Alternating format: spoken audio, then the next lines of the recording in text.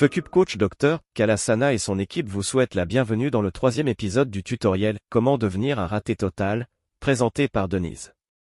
Merci Yves. Après avoir appris les 10 comportements de pensée négative les plus efficaces dans les 2 premiers épisodes, nous nous intéressons aujourd'hui aux avantages de s'accrocher au passé. Le temps guérit toutes les blessures, dit-on. Mais cela ne doit pas vous décourager, car dans cet épisode, vous allez apprendre à contredire ce dicton. Vous pourrez ainsi puiser dans une source inépuisable d'autocompassion, avec l'effet supplémentaire de ne pas avoir à gérer le présent. Le principe de base est le suivant: s'en tenir indéfectiblement aux comportements qui ont pu suffire à résoudre avec succès un problème dans le passé. Il se peut aussi qu'ils aient été les seules solutions disponibles. Même si le problème d'aujourd'hui est un nouveau problème qui nécessiterait des moyens différents pour le résoudre, ne vous laissez pas décourager. Si vous insistez sur le fait que quelque chose a toujours fonctionné de cette façon, vous prolongez facilement votre souffrance. Mais faites attention, vous devez vous tenir à cette règle simple. Il n'y a qu'une seule solution sensée et logique au problème, et si l'application répétée n'a pas encore conduit au succès, cela prouve seulement que vous n'avez pas essayé assez fort. Puis, lorsque votre niveau de frustration est suffisamment élevé, il est temps de laisser place à une période d'inactivité maximale. Après avoir attendu le samedi soir toute la semaine, c'était, comme vous l'avez deviné, à nouveau la déception.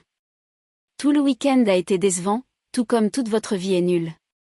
Par conséquent, le dimanche est le meilleur jour pour s'apitoyer sur son sort, car tout le monde est occupé avec sa famille. Et vous, vous avez décliné avec succès toutes les invitations. Vous vous allongez sur votre canapé et fixez le plafond en vous remémorant avec nostalgie votre enfance.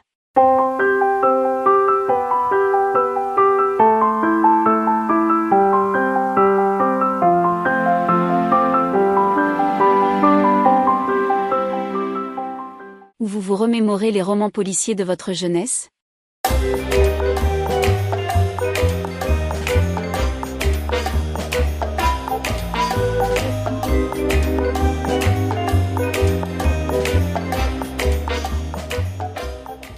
Et vous repensez à la dernière retrouvaille de vos anciens camarades de classe au pub, il y a 10 ans, en vous remémorant vos souvenirs d'école et d'autres expériences avec des amis de longue date. Vous vous souvenez de tous les moments glorieux que vous pensiez avoir devant vous, mais qui ne se sont jamais concrétisés.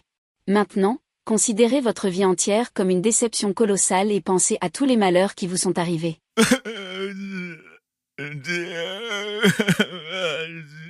Cherchez dans les suggestions suivantes celles que vous pouvez ajouter à votre liste d'autoreproches. J'aurais dû m'amuser moins pendant l'université. J'aurais dû m'amuser davantage pendant mes études.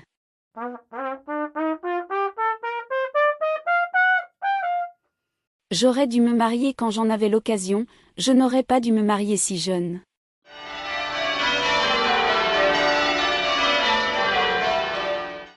J'aurais dû refuser l'offre d'emploi. J'aurais dû accepter cet emploi. J'aurais dû attendre pour vendre.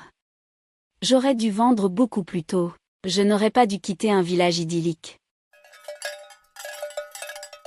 Pour cette ville bruyante.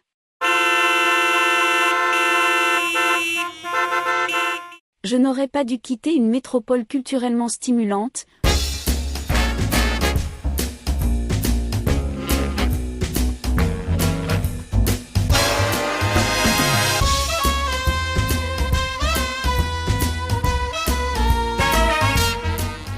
Pour une banlieue aussi désolée. Si, par une quelconque coïncidence, un vœu longtemps attendu se réalise soudainement, vous n'avez pas besoin de démissionner. Dites-vous simplement qu'il est trop tard maintenant et que vous n'en voulez plus. De cette façon, vous pouvez continuer à être offensé et empêcher vos blessures émotionnelles de guérir. Cela fonctionne particulièrement bien lorsque vous faites le deuil d'une relation amoureuse ratée.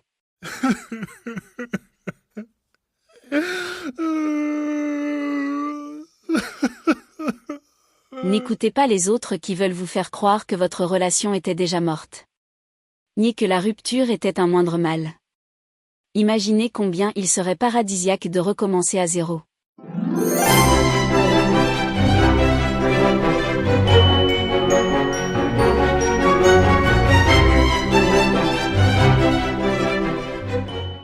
Mais si cela ne fonctionne pas, il est préférable de chercher un partenaire très similaire, même s'il y a de grandes différences au premier abord.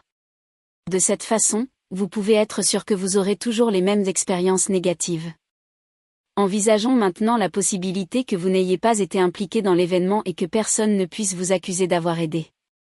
Dans ce cas, vous seriez une pure victime et personne ne devrait oser mettre en doute votre statut de victime ou faire quoi que ce soit à ce sujet. Ce que le destin, vos géniteurs, les médecins, les enseignants, les collègues, les patrons ou les amis vous ont fait est si grave que la simple insinuation que vous pourriez y faire quelque chose est une véritable insulte. Si vous vous êtes levé du canapé et que vous fixez maintenant le plafond depuis votre lit, les conseils suivants devraient vous aider à vous endormir. Mais attention, vous devez analyser correctement votre situation. Par conséquent, vous devez prêter de l'attention à ces 3 points. Cherchez dans le passé la raison initiale de votre malheur actuel. Réalisez que les choses ont mal tourné à l'époque, mais que vous devez l'accepter et ne pas penser que vous pouvez changer quoi que ce soit à votre malheur actuel. Résignez-vous à votre sort et prenez plaisir à regretter le passé du fond du cœur.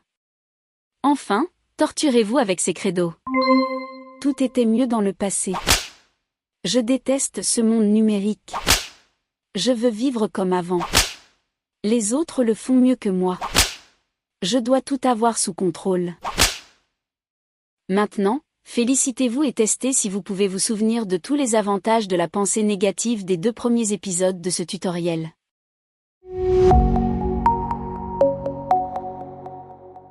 Vous avez écouté le 3e épisode du tutoriel « Comment devenir un raté total ». Dans le prochain épisode, vous apprendrez à maudire le présent.